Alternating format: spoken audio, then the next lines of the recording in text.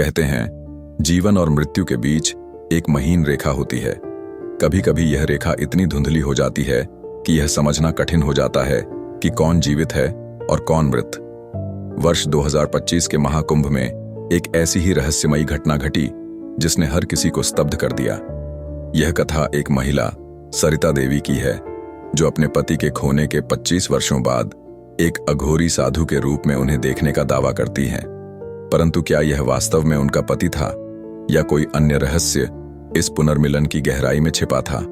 वर्ष 2000 में बिहार के भागलपुर जिले में रहने वाली सरिता देवी के जीवन में अंधकार छा गया जब उनके पति रमेश अचानक लापता हो गए। उन्होंने पुलिस से लेकर मंदिरों तक हर जगह रमेश को खोजने की कोशिश की, लेकिन कोई सुराग नहीं मिला। धीरे धीरे समाज ने सरिता को विधवा मान लिया, लेकिन उन्होंने कभी अपने पति को मरा नहीं माना। समय बीतता गया और सरिता अपने बेटे आकाश के साथ जीवन की गाड़ी खींचती रही। रमेश का चेहरा, उनकी बातें, उनकी हंसी, सब कुछ स्मृतियों में था, लेकिन कोई प्रमाण नहीं था कि वह जीवित थे या मर चुके थे। वर्ष 2025 का महाकुंभ प्रयागराज में अपने चरम पर था। लाखों श्रद्धालु संगम में स्नान करने और मोक्ष प्राप्त करने के लिए पहुंचे थे। सरिता देवी भी अपने बेटे आकाश और एक पुराने रिश्तेदार दयाशंकर के साथ वहां आई थीं। मेला अपने पूरे वैभव में था। संतों के प्रवचन, गूंजते मंत्र और धूनी रमाए बैठे नागा साधु। परंतु इसी भीड़ में एक ऐसा चेहरा दिखा जिसने सरिता के जीवन के बीते 25 वर्षों के घाव फिर से ताजा कर दिए। दयाशंकर ने धीरे से उनके कान में कहा, सरिता बहन, क्या तुमने उस अघोरी को देखा? उसकी शक्ल तुम्हारे रमेश जी से मिलती है। सरिता की नजर उस दिशा में गई और उनका दिल जोर से धड़कने लगा। एक लंबी जटाओं वाला, भभूत से लिपटा, गहरी लाल आंखों वाला अघोरी उन्हें घूर रहा था। सरिता कांपती हुई उसके पास पहुंची। रमेश? अघोरी कुछ नहीं बोला। उसके होठों पर एक विचित्र मुस्कान थी। आकाश, जो अब 28 वर्ष का था, अविश्वास में बोल पड़ा, पिताजी, क्या यह आप हैं? अघोरी ने धीरे से सिर उठाया। उसकी आवाज गहरी और कठोर थी। नाम रमेश नहीं, कालेश्वर है। सरिता का दिल बैठने लगा। क्या यह उनका पति था जो वर्षों बाद इस रूप में मिला था, या यह कोई और था? भीड़ इकट्ठा होने लगी। कुछ साधु मुस्कुरा रहे थे, जैसे कि उन्हें पहले से सब पता हो। तभी एक और अघोरी साधु वहां आया और धीरे से बोला, यह रमेश नहीं है, यह तो पिछले 50 वर्षों से हमारे साथ है। सरिता की आंखों में अविश्वास था।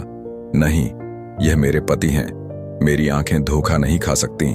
अघोरी साधु ने एक अजीब सी हंसी हंसते हुए कहा, अगर सच जानना है तो अमावस्या की रात श्मशान घाट पर आना। यह सुनकर सरिता की रूह कांप उठी। क्या वह इस भयावह सत्य का सामना कर पाएंगी? अमावस्या की रात महाकुंभ का श्मशान घाट, चारों ओर सन्नाटा पसरा था। दूर कहीं जलती हुई चिताओं के लपटे अंधेरे को चीर रही थी। गंगा की लहरें भी जैसे आज कोई अनहोनी की गवाही दे रही थी। सरिता अपने बेटे और रिश्तेदार के साथ कांपते हुए घाट की ओर बढ़ रही थी। उनके कदम डगमगा रहे थे। दिल में हजारों सवाल थे। क्या वह अपने पति को वापस पा सकेंगी? क्या यह सब एक भ्रम था या कोई बड़ा रहस्य? स्मशान में बैठे अघोरी साधु अपने अपने धुने रमाए बैठे थे। धुनी की राख उड़ रही थी। कुछ अघोरी किसी अनजानी भाषा में मंत्र बुदबुदा रहे थे। सरिता ने अपने डर को संभालते हुए वहां बैठे एक साधु से पूछा, काल भैरव कहाँ है? साधु ने धीरे से सिर उठाया। उसकी लाल आंखें अंधेरे में दहक रही थीं। वह धीरे से मुस्कुराया और इशारे से उन्हें अंदर आने का संकेत दिया। जिस सच की खोज में तुम यहां आए हो वह तुम्हारे सामने है, लेकिन क्या तुम उसे सह पाओगी? सरिता का दिल जोर से धड़कने लगा। तभी एक चीख ने पूरे स्मशान में सन्नाटा तोड़ दिया। सरिता और उसके बेटे ने अपनी मूड़ी पीछे की और किसी को राख में दबा हुआ देखा। राख से भरा एक विशाल त्रिशूल जमीन में ढंसा था और उसके ठीक नीचे एक मृत शरीर आधा जमीन में ढंसा हुआ था। सरिता के पास खड़े अघोरी ने कहा, यह वही व्यक्ति है जिसे तुम ढूंढ रही हो। सरिता ने धीरे से नजदीक जाकर देखा और उनकी आंखों से आंसू निकले। नहीं, ये मेरे रमेश नहीं हो सकते। यह तो बेटे ने भी भयभीत होकर अपनी मां का हाथ पकड़ लिया। अचानक जलती हुई चिताओं के बीच से एक आवाज आई, जो मर चुका है वह वापस नहीं आता, लेकिन अगर कोई जीवित होकर भी मरा हुआ हो तो वह कहां जाएगा? सरिता ने कांपते हुए उस दिशा में देखा। वहां कोई खड़ा था। सरिता की आंखों में आंस और डर का मिश्रण था। जो भी सामने था वह इंसान नहीं लग रहा था। उसके लंबे बढ़े हुए नाखून, बिखरे बाल और आंखों के नीचे गहरी कालिमा। उस शख्स ने धीरे से सिर उठाया। तुम्हें यहां नहीं आना चाहिए था। सरिता का कलेजा फटने को था। तो यह सब झूठ था या कोई खेल था? तुम्हें पता है मैंने और हमारे बेटे ने कैसे साल गुजारे हैं। सरिता फूट फूट कर रोने लगी। लेकिन रमेश, या जो भी वह था, कि आंखों में कोई दर्द नहीं था। जिस दुनिया में मैं अब हूं वहां भावनाओं की कोई जगह नहीं। मैंने एक नए लोक में जन्म लिया है। सरिता का बेटा चिल्लाया। अगर आप जीवित थे तो हमें अकेला क्यों छोड़ दिया? क्यों नहीं लौटे? रमेश ने धीरे से आंखें बंद कर लीं, जैसे कोई भारी रहस्य छुपाने की कोशिश कर रहे हो। क्योंकि मैं मर चुका था।